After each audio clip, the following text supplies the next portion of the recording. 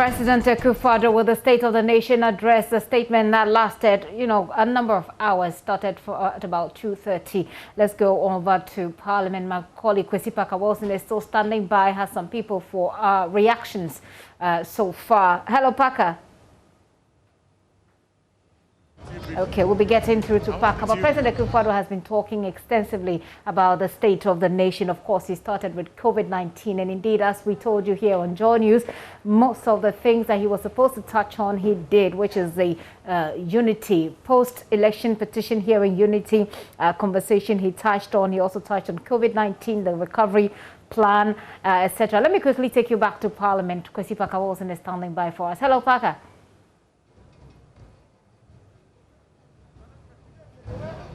Parker, hopefully you do hear me, do you?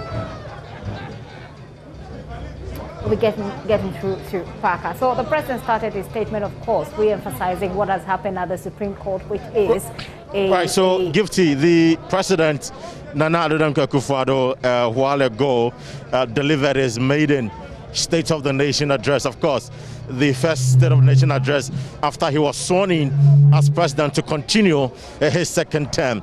Well, he's talked about a number of things, but first of all, the president acknowledged and congratulated Alban Babin upon his election as the Speaker of Parliament. Now, when he was introducing the Chief Justice, Justice Enin, the minority were hooting at the Chief Justice, but of course the president ignored and moved on to talk about the health sector and the vaccination rollout, and also the impact of the COVID pandemic on businesses and the measures being put in place to ease the burden on businesses and, of course, Ghanaians. I have just got into the sector of the NDC members of Parliament, and I would be engaging some of them. In fact, they held an A4 sheet chanting that bring back Domelevo, leave Domelevo to fight corruption. That has been the chant and the slogan of the opposition NDC. And we are told that the president is signing the visitors book, and then very soon they will officially end the ceremony or the State of the Nation. But let me quickly get some reaction from you, the MP for Jabo. So I'll come to you, Honorable. You listen to the president. Your impression so far, sir? It was just a rehash of his promises. I think that basically what State of the Nation address is supposed to do is to tell us the current state of the nation.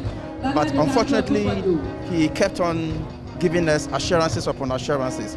If you tell us that you are going to build more hospitals in the next 4 years, you should tell us how many hospitals you were able to build in the last 4 years. But he indicated that the Agenda 111 is still on course. You see, in the first place, in the 2016 manifesto, they stated that they were going to build a hospital in every constituency without a hospital, and then upgrade where there is already a hospital. You didn't do any of them.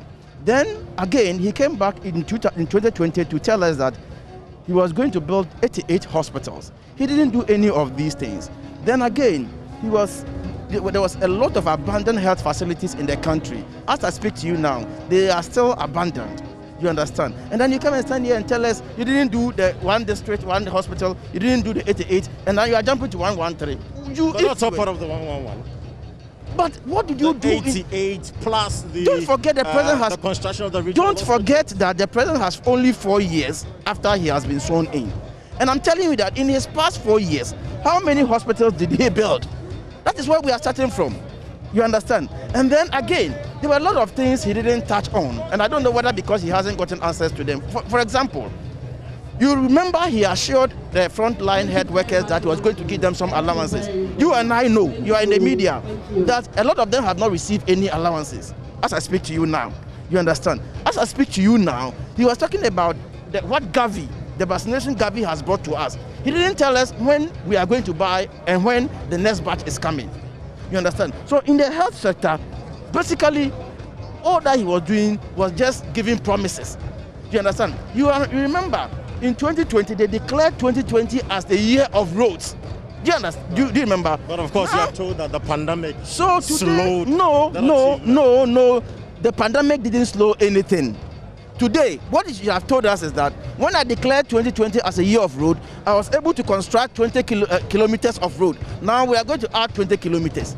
You understand? His Excellency, the President is telling us that there was no shortage of food and what have you. Why is he expecting shortage of food? Didn't it rain? Ghanaian farmers farmed. And then even the lockdown didn't affect farmers. I'm a farmer. And it didn't also affect importation of food into this country. We are still importing rice into this country. We are still importing sugar. So I was expecting the President to tell us how many metric tons of sugar we have generated in the country, we have produced in the country. Commander Sugar Factory is still abandoned. Yes. I was expecting the President to tell us how the planting of food has had effect on the economy, because we are still importing maize. We are still importing poultry products. So I was expecting the President, in clear terms, in numerical terms, to tell us the impact of his policies on the economy. The President deliberately dodged the sensitive and current issues. The LBGT kill. Why didn't he talk about that? So the President didn't talk about even corruption. Can you imagine? How much do we owe as a country? Do you know? You have come to listen to the state of the nation. You don't know how much we owe as a country. You don't know our financial strength. Can you imagine that? Right, thank you very much. So Minta Kando is the Member of Parliament for Jaboso constituency. Now, we are going to get some reaction from the majority as well. And understand that, because when the minority leader was speaking, he indicated that the president did not touch on LGBT. He also did not speak on the issue of the death and, of course, people or persons who died during the election. I wanted to engage the minister, but it appears he's a bit busy. So that has been the situation here. There's a chairman of the governing NPP here, Freddie Blay. Let me engage Freddie Blay briefly. Let me engage him briefly. Honorable, thank you very much for your time this afternoon. Your impression, sir? Good afternoon. Good afternoon. Your impression about the State of the Nation address, sir? Very good. Extremely impressive. It took his time and in detail and dealt with every aspect of the national life in this country for the last 4 years that we have been in power. I think the president has done his duty. But he failed to touch on LGBT. He failed to talk about the deaths and, of course, persons who died during the election. That was the concern of the minority. I'm surprised that this is not a budget statement. This one is a the State of the Nation address. And therefore, you don't expect him now to come and talk about specific figures here and there. So let's leave. Friday or Thursday, you will hear the budget statement. Some of these things will come up. So I think this one is only a byproduct of enthusiasm from the minority, but it's not an issue that you should even ask me about. And for you believe that what the president presented indeed reflects the true state of the nation? Absolutely. I'm extremely impressed with what the president did. It was exhaustive. He went sector by sector, and not just telling government. He talked about the legislature. He talked about the security services. He talked about even sports. He talked about it. Everything that the government is doing for the people of this country. And me, I must say that I'm proud that I'm chairman of a party that he is leading in this country. Thank you. Right, thank you very much. Honorable Sylvester Tata is the Member of Parliament for English. Botiana Manfrom, first time listening to the President deliver the State of the Nation here in Parliament. Your impressions, sir? Extremely delighted about the dexterity of the President, his composure, the energy, and of course, the issues that he raised in the State of the Nation. It's a true reflection of the state of our nation today, that there's life in the health of our economy. There is life in every sector of our economy. For me, I couldn't have asked for more than such a powerful delivery from the President that touches on almost everything. In the face of the global challenge of COVID-19, the economy is still doing very well, and Ghana, for the first time, had to export food, become a net exporter of food. That is, to me, quite a refreshing moment for us as Ghanaians. What the President said again is that we should brace ourselves and work harder to improve on the current situation that we think is better. he still thinks that we can do better for our country. So I think that the debate will be quite interesting from tomorrow. Unfortunately, we have only 2 days to debate this State of the Nation. Of course, most of the things will find their way in the coming budget. That will give us opportunity to fully debate the budget as well. Even in the debate of the budget, we'll find some of these things useful in the debate of the budget when it's finally put before the House on Friday. Thank you very much, Like Tete. So just as you mentioned, definitely the Parliament will be debating the State of the Nation just for 2 days. Now, I have with me the Member of Parliament, KTM on here. Honorable, thank you very much for your time. Your impression so far with the State of the Nation address? I don't grant interviews. Sorry? I do not grant interviews. Well, he has declined to speak to us, but I have cited Arnaud Dompré, the Chief Whip, here as well, to get a quick reaction and comment on this matter. Honorable, your quick reaction to the President's statement. It's solid. The President was transparent, he was honest. I wish we could have the debates this afternoon.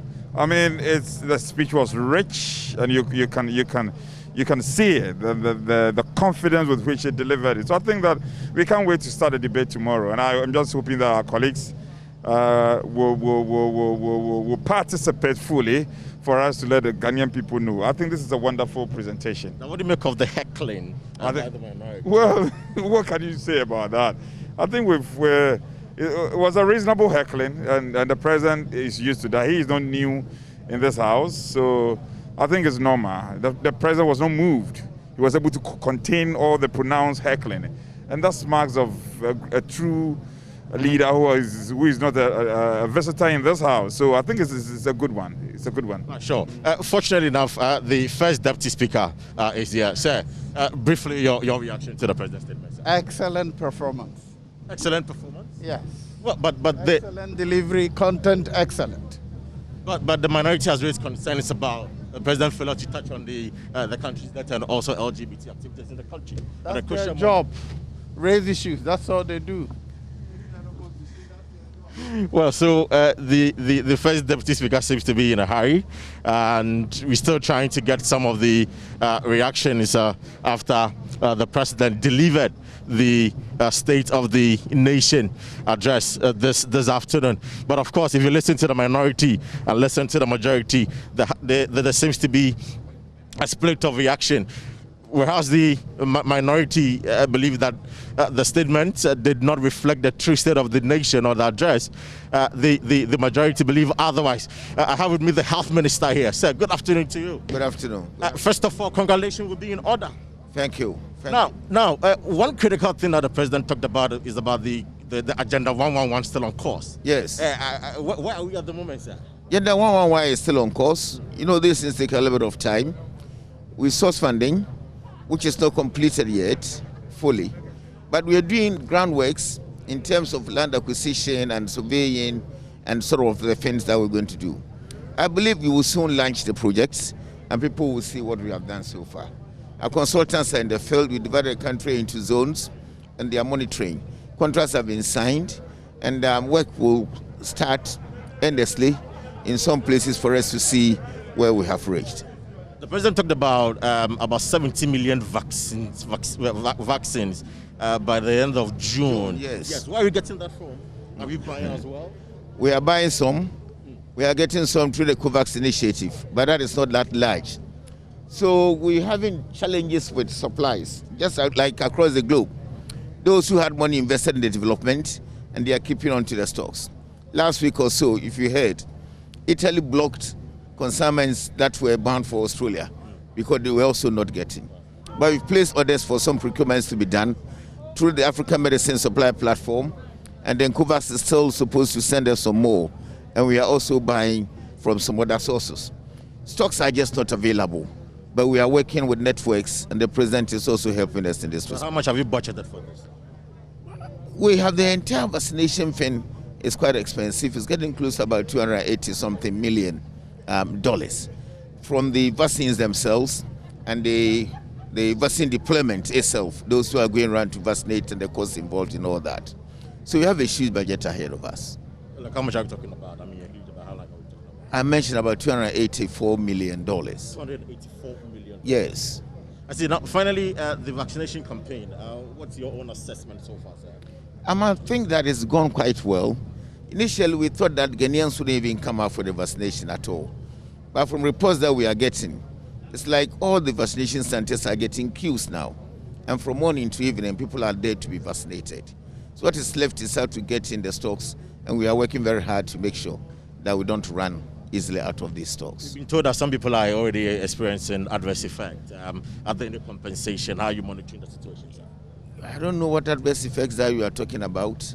We might have slight adverse effects when you go to vaccinate. Have you done yours? They will tell you something like slight headaches and all that. The pain on the site of the injection and things. These are not very serious adverse effects, but we are not encountering very severe adverse effects yet. So these slight ones might not warrant any compensation at all. All right, thank you very much. Kokoji Mameno is the health minister. Of course, just about 2-3 days ago, the president actually sworn him into office, and so he's going to continue as the health minister for the second time. So apparently the chamber is almost empty. Most of the members of parliament have left here, and we've gotten some reactions from the minority and the majority as well. So Gifty, all in all, well, the majority believes that that was a solid, excellent delivery by the president, but the minority disagrees. They believe the president wasn't candid. He failed to touch on some key issues within our sector, even though the president talked about the economy, the trade and industry. He talked about the one district, one factory. He talked about education and how he's shown leadership in that area as far as the pandemic is concerned. When we experienced the pandemic, what he had to do to ensure that schools were open, and amongst other things. And let me finally finish with the minority leader, Haruna Idris, here. Sir, briefly, your reaction. First of all, you already indicated some of the concerns already, but I want to hear officially from you, your reaction, sir. My reaction to what? The President's State of the Nation address, briefly.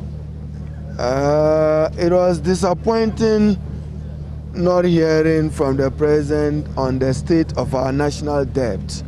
Our here is ballooned to 297 billion, about 78% of GDP. That has implications on our fiscal deficit, and it means that many of the projects he has announced, he would not have money to consummate them. It was also disappointing that the president didn't come clear on the LGBTQ matter, lesbianism and gay. Where does he stand? But he's already made a statement on that. He was in church. He could not have made it at a better forum than in Parliament, where the people's representatives are and where laws are made, so that we'll be guided that we need to protect our culture, our values, and our traditions as a people, which abhors that practice generally. Also, COVID. The impact of COVID on unemployment, I didn't see him come clear.